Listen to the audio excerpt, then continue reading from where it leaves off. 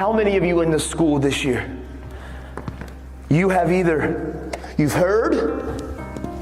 you've seen, but somebody in this school, not you, but you have seen or heard a classmate talking about or entertaining the idea, and I need you to be honest. How many of you in this school this year, you have heard one of your classmates talking about or pondering the idea of maybe committing suicide and ending your life? Raise your hand. Hold those hands high. Hold them high. Because every one of those hands right now represents a heartbeat in this school. Every one of your hands represents a young man and a young lady in here that has been contemplating maybe giving up's an option. Maybe they feel like life's just too difficult and too tough, and they feel alone and they feel isolated, and they've seen it on social media and they've seen it on TV, and they've got the idea that maybe I should just end my life. And I see tears and I see the emotions because I know it's real. And I want all of you that pick on kids and how you treat people and how you are tearing people down, you need to realize how you are treating us is causing some of us to think that possibly ending our life is a solution.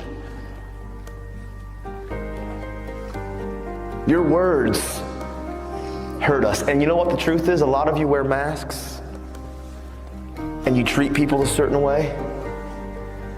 But the truth is you hide behind your mask because you probably have battled suicidal thoughts yourself. And so you mask it and you act like your skin's thick. But really on the inside, there's times you feel alone and feel abandoned. And I hear the tears, man. All of you listen to me, young men and young lady that's in this school right now. Any of you that have been contemplating and you've actually thought about, maybe I should just end my life, I would be the very first one to look at you face to face and tell you very boldly, but very matter-of-factly, don't you dare die. Don't you dare believe the lie that ending your life, don't you dare believe the lie that ending your life is any answer or any solution, because inside of every single one of you that have been contemplating, maybe I'm alone and I'm isolated and nobody cares about me and I feel alone, is a lie. You are not alone. You are not by yourself. There are people and friends and family and teachers, people here that believe about you.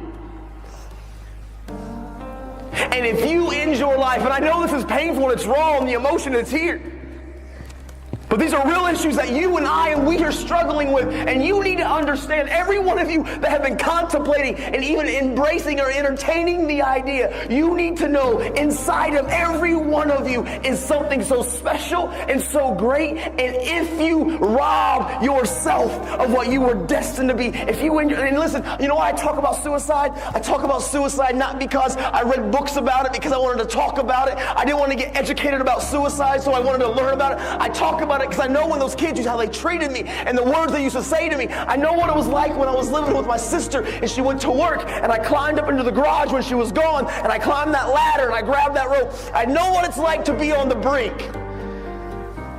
And I'm telling all of you in here, young men and young ladies that have been battling some of these thoughts, it's a lie. Look at me. And I can spot out many of you that I know that these have been thoughts that you've battled with this year. They're lies. Don't you dare rob you of what you're born to be. Listen, you're not alone. There are many of us that battle these same thoughts, these same pains, these same struggles.